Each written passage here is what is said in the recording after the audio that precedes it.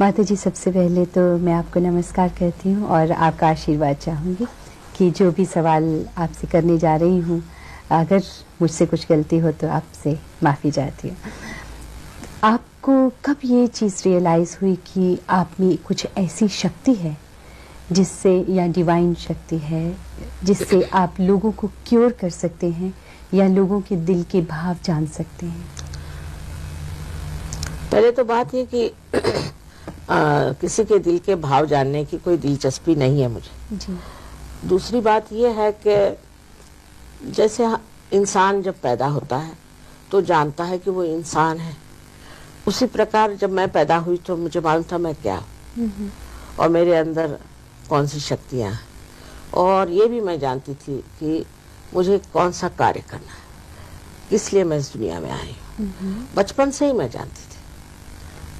बचपन से आपको मालूम था कि, और लेकिन ये सब कैसे हुआ सिलसिला, या आपने कार्य कब करना शुरू किया? कार्य तो मैंने 47 साल की उम्र से शुरू किया। तब तक मैं बहुत लोगों से मिलती रहती थी। गांधी जी के पास भी मैं रहे। गांधी जी भी इवॉल्व सोल थे।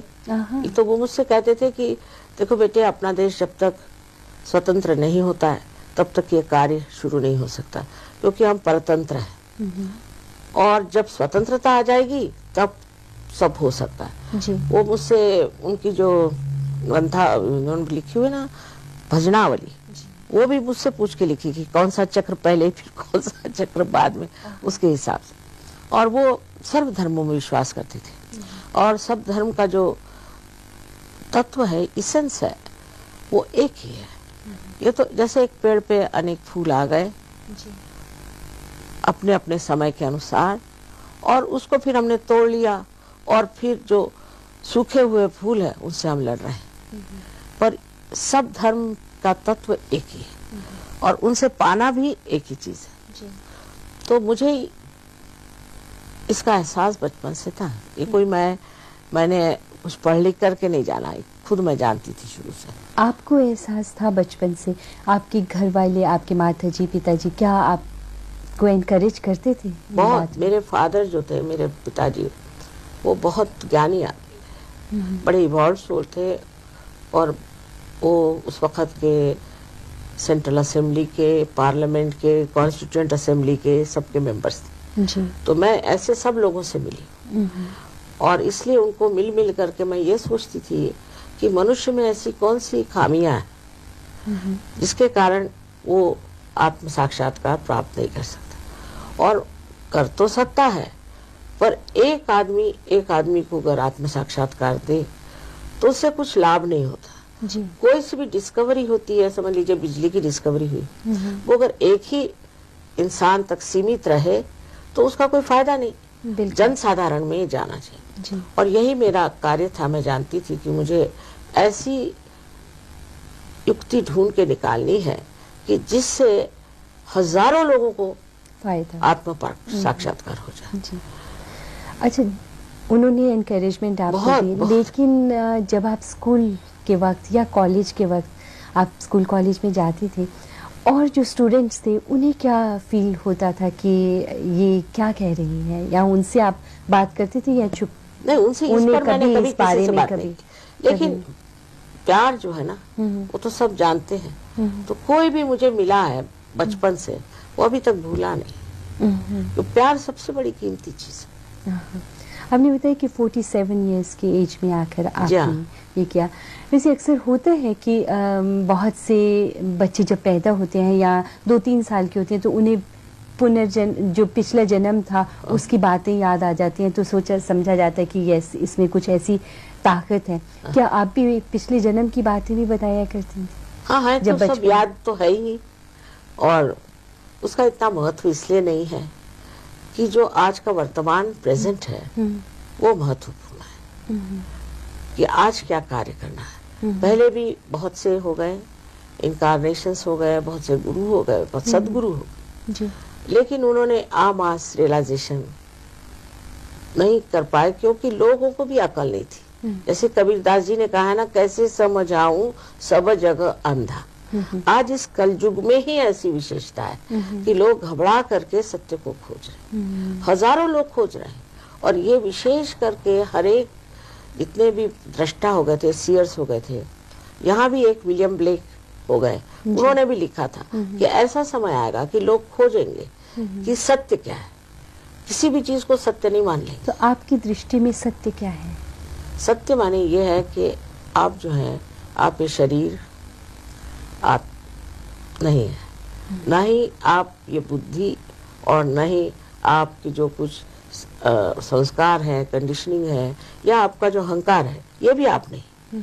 आप शुद्ध आत्मा है, ये पहला सत्य। और दूसरा सत्य ये है कि इस संसार का जितना भी जीवित कार्य है, जैसे ये फूल बनाना जी, या सूर्य का आना और जाना, ऋतुओं का बदलना, ये सारा कार्य जो है एक शक्ति करती है, जिसे हम लोग परम चैतन्य कहते हैं जी, और उर्दू में से रूह कहते हैं, और निराकार शक्ति जिसे कहते हैं, वो ये कार्य करती है। तो हमारा संबंध उस शक्ति से हो जाना चाहिए। हमारा योग जब उससे घटित होता है तो एकदम हमारे अंदर मनवंतर हो जाता है, जिसे ट्रांसफॉर्मेशन कह सकते हैं। ये सबने कहा है कि आपको ट्रांसफॉर्मेशन करना है, हर एक धर्म में ये बात कही, पर उधर ध्यान नहीं है ना लोगों का।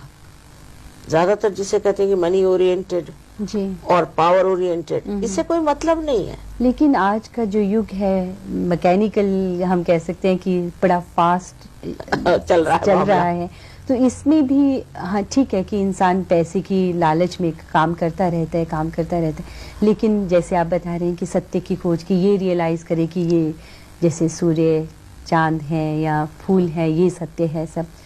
तो इंसान के दिमाग में कैसे इस बात को डाला जाए कि ये मनी को छोड़िए, पैसे के पीछे मत दौड़िए? वो छोड़ देते हैं, अपने आप छूट जाता है। आप कैसे उन्हें रियलाइज कराएं? ऐसा होता है कि आपके अंदर एक शक्ति है जिसका नाम कुंडलिनी है। अनादि काल से हम इसे जानते हैं, कोई नई बात नहीं। और जब ये जागृत हो जाती है और इसका संबंध जब इस चारों तरफ फैली हुई परमात्मा की इस प्रेम सृष्टि से एकाकारिता प्राप्त करती है, तब इंसान एकदम बदल जाता है। ये कुंडलिनी कहाँ है, क्या है? ये त्रिकोणाकार अस्थि में हमारे, जिसे कि सेक्रम कहते हैं, उसके अंदर स्थित है। अब ये त्रिकोणाकार अस्थि जो हमारे अंदर है, इसे ग्रीक लोग क्यों सेक्रम कहते हैं, उनको भी पता है कि इसके अंदर ये शक्ति है। और आप ऐसे आंख से भी बहुत लोगों में देख सकते हैं कि जिस वक्त कुंडलिनी जागृत होती है तो जैसे कोई हृदय स्पंदित होता है, पल्सेट करता है, उसी तरह से ये हड्डी भी उसी तरह से पल्सेट करती है। और फिर कुंडलिनी जब ऊपर चढ़ जाती है तो यहाँ से आपको अपने तालू भाग से एकदम ठंडी ठंडी हवा आने लगती है, और आपके हाथ में भी, उंगलियों में भी ठंडी ठंडी हवा आने लगती है। Now we have to use our right hand to give encouragement to our centers on the left hand side. Now put your hand on the upper portion of your abdomen, on the left hand side. If you become the spirit, you become your own guide, you become your own guru, your own master. Now you move your hand, the lower portion of your abdomen on the left hand side. This is the center for the divine laws. It's surprising it is so low as that. Then you move this right hand again upward onto the upper part of your abdomen, press it hard, then on your heart again. Then in the angle of your shoulder and your neck, and put your hand to your heart. Then you take your right hand onto your forehead across and please put down your head. Now take back your right hand on the back side of your head and push back your head. This is the center for your own sake of your palm on top of the fontanelle bone in. And now please put down your head, and you have to move your scalp slowly with a pressure. clockwise 7 times. Slowly.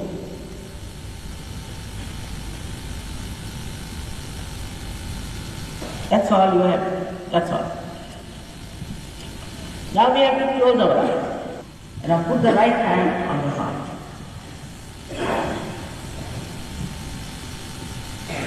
You can call me Mother or Sri Mataji, whatever you like. Mother, ask the question 3 times in your heart, not loud. Mother, am I the spirit? Ask this question 3 times. Mother, am I the spirit? So now please take your right hand in the upper portion of your abdomen and please take down your hand to the lower portion of your abdomen and press it hard. I cannot force pure knowledge on you. You have to ask for it. This center has got 6 petals. So you have to ask 6 times, Mother, please give me pure knowledge. Unless until you ask, I cannot force on you. 6 times, please ask. As soon as you ask this question, the Kundalini starts rising. And when she starts rising, we have to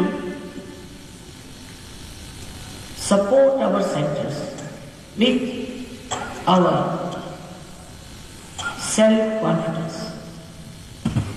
So now raise your right hand, the upper portion of your abdomen on the left hand side.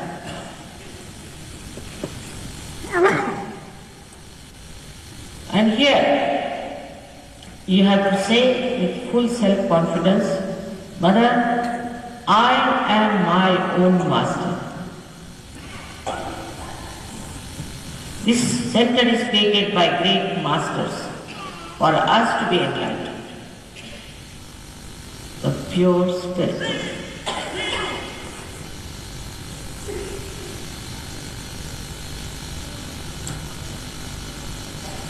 Now raise your right hand into the corner of your neck and shoulder and turn your head to your right.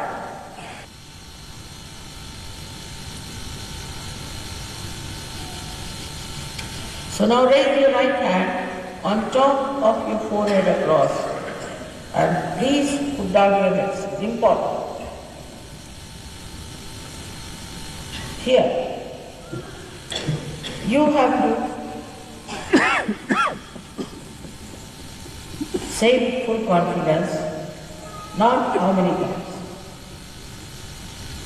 Mother, I forgive everyone in general. Restricted center. You have always tortured yourself by not forgiving, and at this important time, if you don't forgive, the Kundalini cannot pierce through. So please forgive. Please forgive everyone.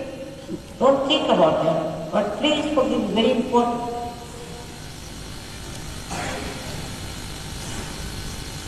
Now please take your right hand, the back side of your head, and push back your head. O Divine God, if I have done any mistakes, knowingly or unknowingly, please forgive me. Please stretch your hand fully and put your center of your palm on top of this. Move your scalp slowly, very slowly, 7 times, saying, Mother, please give me self-realization. It cannot be forced, I am sorry to say. So please put down your head and say,